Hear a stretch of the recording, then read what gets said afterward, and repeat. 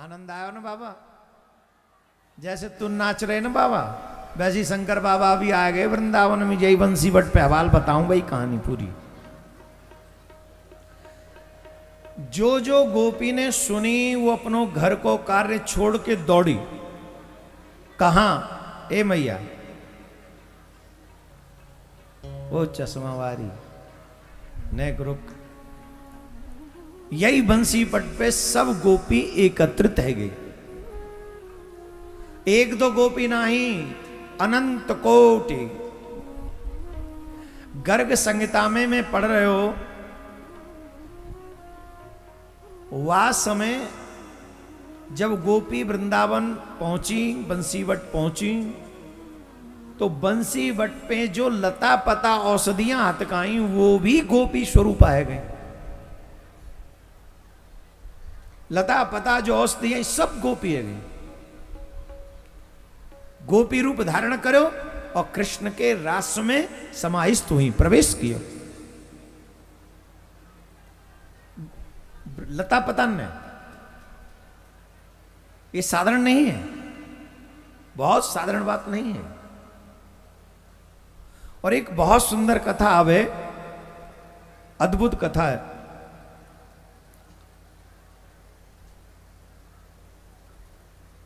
एक बार एक ऋषि है, वो जो ऋषि है वो तपस्या कर रहे, नेत्र बंद है उनके,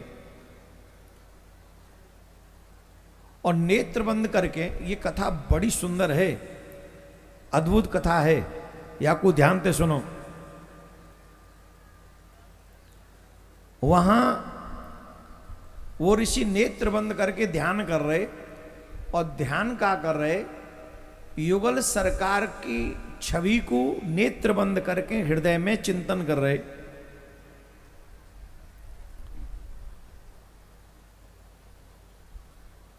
अचानक से वो छवि आना बंद हो गया चित्त में। अब वो छवि मन में नहीं आ रही। बार बार ध्यान करते हैं, बार बार ध्यान करते हैं,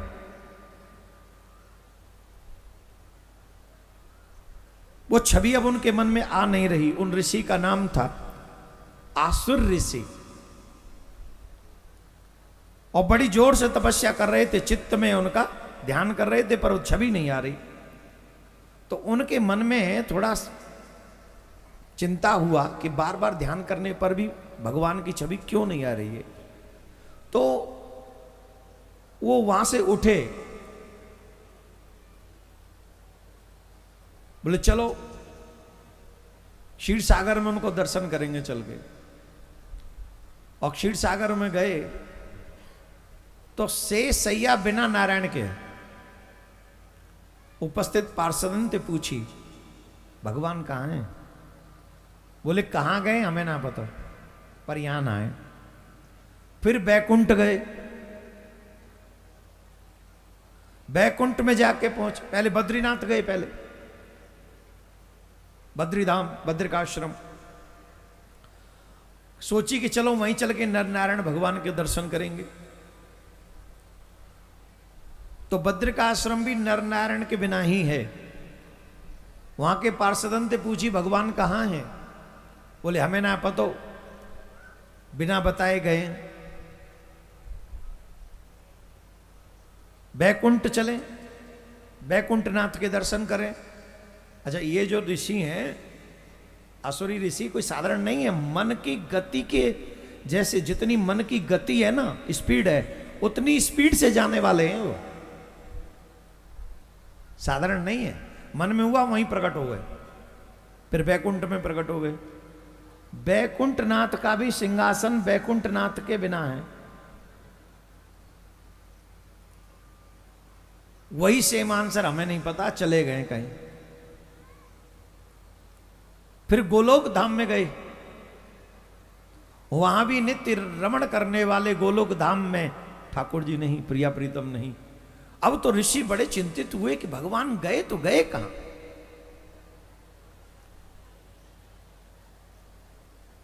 तो वो ऋषि जो हैं कैलाश पर्वत पहुंचे, और कैलाश पर्वत पे पहुंच के शंकर भगवान को प्रणाम किया, और शंकर भगवान बड़े प्रसन्न हुए। आओ आओ ऋषिवर, आओ, तुम्हारो स्वागत है, कहो कैसे पधारे। तो उनने बताई, महाराज बद्रिकाश्रम गए वहां ना मिले, क्षीर सागर गए वहां ना मिले, बैकुंठ में गए वहां ना मिले, गोलोक में गए वहां ना मिले, आज भगवान के दर्शन नहीं भये, तुम्हें दुखी है कि आज आपके पास में आया हूं, कृपा करके बताओ कि भगवान कहाँ है। तब शंकर भगवान ने कही, उच्चस्तम पार्षदाम गोपा वामनांडे मनोहरे। हे ऋषिवर, शंकर भगवान ने कहा, इस समय भगवान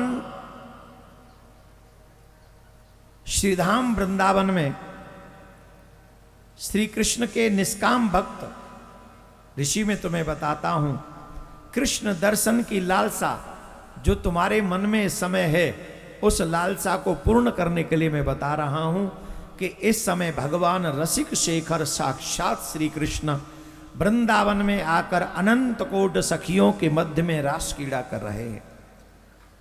अहम गमष्यमि तदेव द्रष्टुम त्वमेव गच्छासु मनोरथम यथा। वही रास में सम्मिलित है वे के लिए मैं भी वृंदावन जा रहा हूं, तुम्हारो भी मन होए तो तुम भी मेरे संग वह रास को दर्शन करने के लिए चलो। शंकर भगवान जिस रास को संसारिक लोग काम दृष्टि से देखते हैं, उसी रास में सम्मिलित होने के लिए स्वयं महादेव कैलाश पर्वत से आ रहे हैं। कैलाश पर्वत से बंसीवट पे हाथ वगना गोपेश्वर महादेव दर्शन होता है कि ना होता? वृंदावन में गोपेश्वर महादेव के दर्शन होते हैं, बंसीवट पे गोपीश्वर महादेव है, गोपी के रूप में बैठे हैं यहां। आता है कि ना है? क्या चुना रहे? क्या चुना रहे? मोच पक्को है भाई। वृंदावन में गोपेश्वर महादेव है और यहां भी बंसीवट पे भी गोपी के रूप में विराजमान। महादेव और ऋषि दोनों ही वृंदावन आए, यहीं बंसीवट पे, यही रास स्थली है। यहां तक लेके श्री जी के मंदिर तक पूरा यही जितने भी वन हैं यहां आसपास में, ये सब रास स्थली है भगवान की। अब सुनो, अनेक ब्रज सुंदरियां चारों तरफ से लंबे लंबे लठ लेके वह रास मंडल की सुरक्षा कर रही है।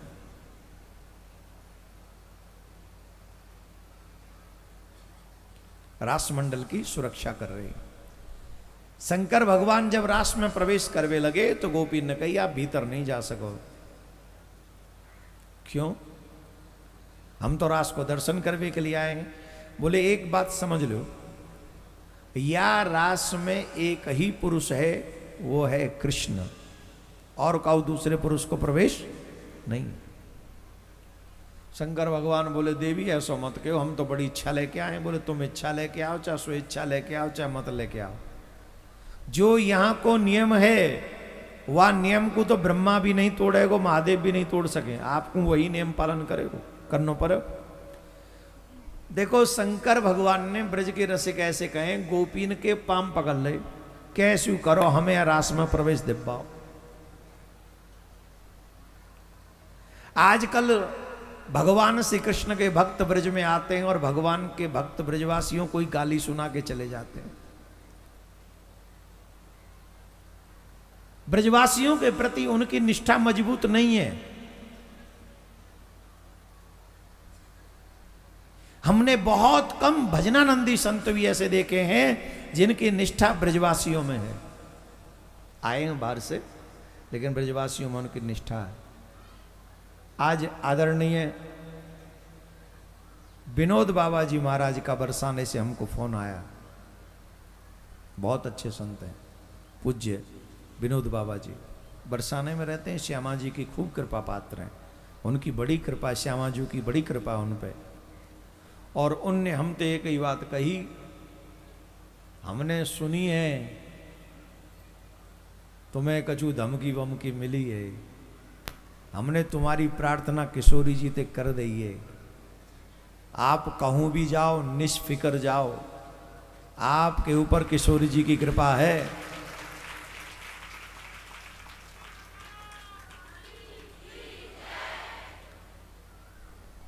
अब आप सोचो कितना बल मिलता है जब एक भजनानंदी संत स्वयं से फोन करता है, जबकि उन्हें कोई जरूरत नहीं है।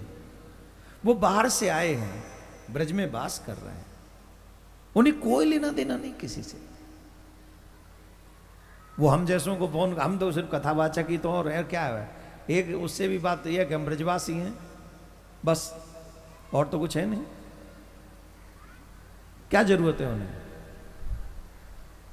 लेकिन पूज्य बाबा महाराज ने कहा चिंता मत करियो, हमने प्रार्थना करी है, आप किशोरी जी की कृपा पात्र हो, बाल बांको नहीं आ सके आपको।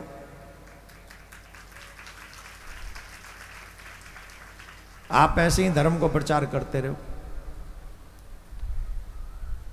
अब मेरे मन ही मन में आ रही, बाबा बावनते तो ना कही, ब्रजवासी आदमी हम ठहरे, जैसे हमारा ठाकुर जी टेढ़ो, कब को जवाब भी टेढ़ो ही निकल जाए, तो बाबा ते कछु ना कही।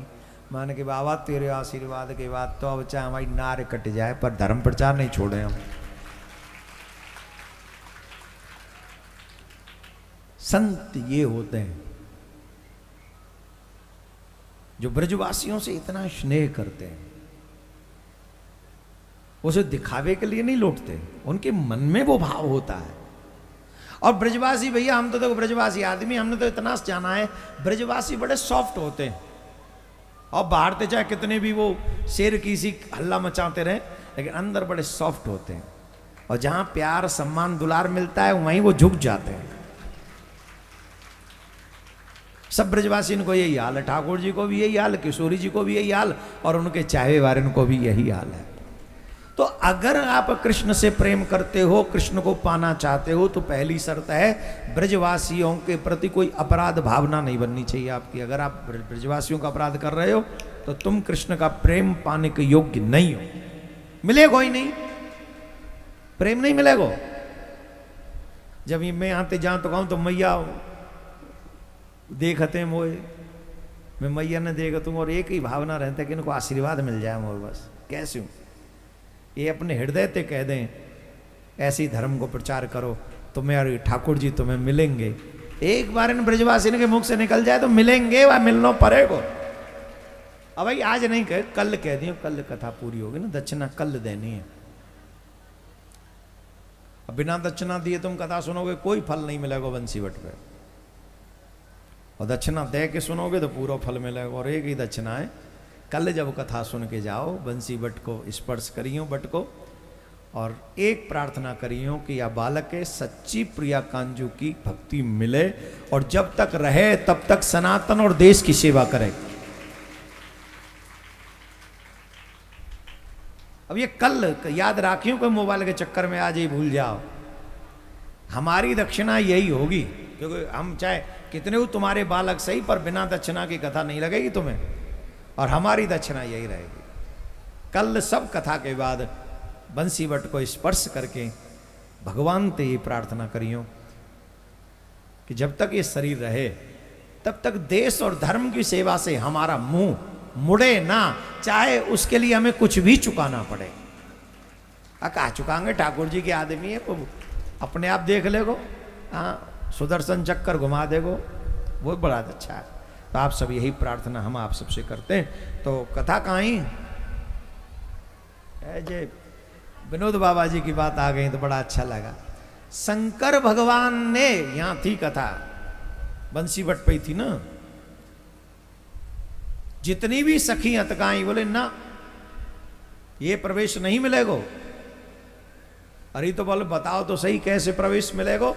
बोले एक उपाय है, बोले कहा, बोले मानस सरोवर में स्नान करो। और जब मान सरोवर में स्नान करोगे तो तुम्हें गोपी भाव प्राप्त है जावेगो। शंकर भगवान ने और आसुरी ऋषि ने मान सरोवर में स्नान किया